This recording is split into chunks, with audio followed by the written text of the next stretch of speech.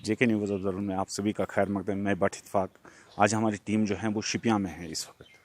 हाल ही दिनों में पहले आपने देखा कि बहुत शदीद बर्फ़बारी में एक डिलीवर बॉय जो एक courier agency e com express में काम कर रहे हैं, और वो शदीद बर्फ़बारी में जो है वो पार्सल जो हैं लोगों के घर पहुंचा रहे हैं। हम आज उनसे बात करना चाहेंगे।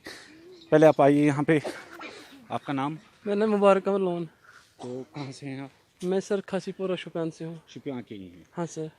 हाल ही दिनों में आपका एक फ़ोटो वायरल हो गया जिसमें आप काफ़ी बर्फ़ गिर रही थी और बर्फ़ पड़ी हुई थी, और आप लोगों के घर डिलीवर कर रहे थे जो उनके पार्सल आए हुए थे ऑनलाइन।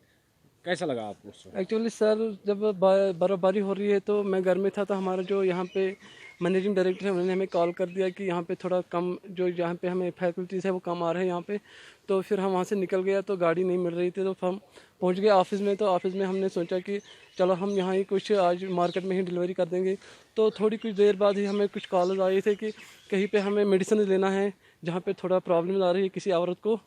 तो हम सर यहाँ से निकल गए तो ऊपर से बर्फ़ हो रही है, बहुत ज़्यादा बर्फ़ हो रही है। तो वहाँ पहुँच के ही मैंने उस औरत के पास मेडिसिन पहुँचा दिया, तो उन्होंने हमें बहुत सारी दवाएं दी हैं। तो कितनी मुश्किलात आई उस दिन जब आप यहाँ से ऑफिस से निकले? यहाँ स्टाफ के साथ आप स्टाफ नहीं आया था, तो कितनी मुश्किलातों का सामना आपको करना पड़ा रास्ते में? बहुत बर्फ़बारी में चलना, फिर पार्सल उठाना, लोगों के घर जाना। बहुत ज़्यादा मुश्किलात आई है हमें। तो हमें जब हम आगे जा रहे हैं तो हमारे टांगे नहीं उठते थे, क्योंकि बर्फ़ से हमारी पूरी तरह से टांगे बंद हो रहे थे। आगे जाने की इरादा कुछ नहीं था। तो फिर हमने बहुत कोशिश की है, तो हम ऐसा आहिस्ता से आगे पहुंच गए उस घर के सामने। तो हमने उनको पार्सल डिलीवर कर दिया। तो वहाँ पे हमें तो जब वापस आए आप पार्सल डिलीवर करके, तो आपके जो इंचार्ज हैं यहाँ पे, तो क्या उनसे क्या आपको एप्रिसिएशन मिली बिल्कुल इस चीज़ सर, की? बिल्कुल सर, बिल्कुल सर। मैं जब वहाँ वापस आया यहाँ पे, तो हमारा जो यहाँ डीसी हेड है मिस्टर रियाज अहमद, तो उन्होंने हमें बहुत अप्रिशिएट किया कि थैंक यू, क्योंकि मैं उनके साथ पहले ही मैं उनके साथ अच्छी तरीके से काम कर रहा था। जितने टाइम मुझे यहाँ पे ई कॉम के साथ हुए हैं, बहुत ये लोग मुझे अच्छी तरीके से प्रेफर यहाँ करते हैं। हमें अच्छी तरीके से यहाँ जो जो जितने भी लड़के हैं वो सारे लड़के सेटल है यहाँ पे अच्छी तरीके से।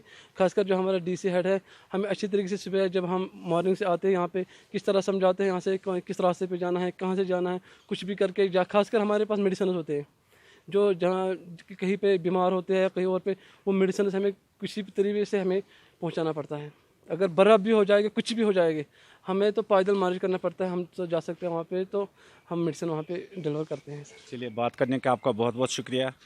देख सकते हैं आपकी जैसे ही मौसम बिगड़ जाता है और बर्फ़ गिर रही हैं, दूर दराज इलाकों में जो डिलीवर बॉय होते हैं उनको कितनी मुश्किलात का सामना करना पड़ता है, चाहे बर्फ़ हो चाहे बारिश हो, हर एक के पास वो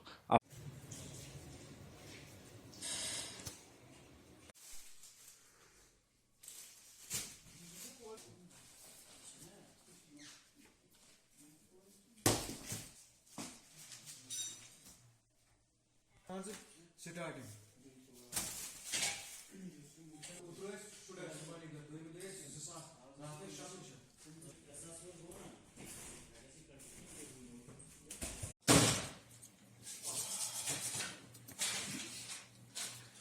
क्या हुआ?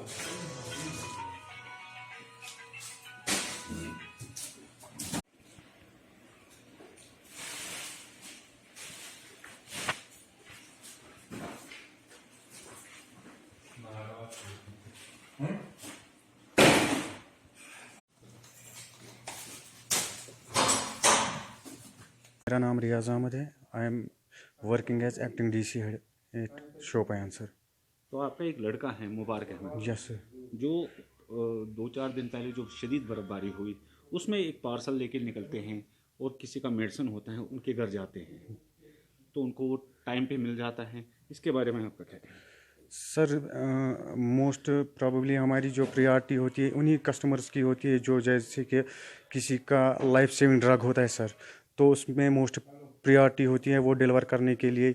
जो यहाँ मार्केट में अवेलेबल नहीं होते हैं तो उन्होंने ऑनलाइन ऑर्डर किया होता है, तो उसकी ज़्यादा प्रोबेबिलिटी, उसकी ज़्यादा प्रायोरिटी होती है सर। इसीलिए अगर कोई भी कंडीशन हो विंटर में, चाहे बर्फ़बारी हो चाहे बारिश हो, लेकिन उसकी सबसे ज़्यादा प्रायोरिटी होती है डिलीवर करने के लिए, क्योंकि वो बहुत ही अहम मेडिसिन होता है, इसीलिए हम पहले उसी को डिलीवर करते हैं सर। तो उस लड़के के बारे में हमें कुछ बताइए कि किस तरह का लड़का है, कितनी मेहनत करता है वो।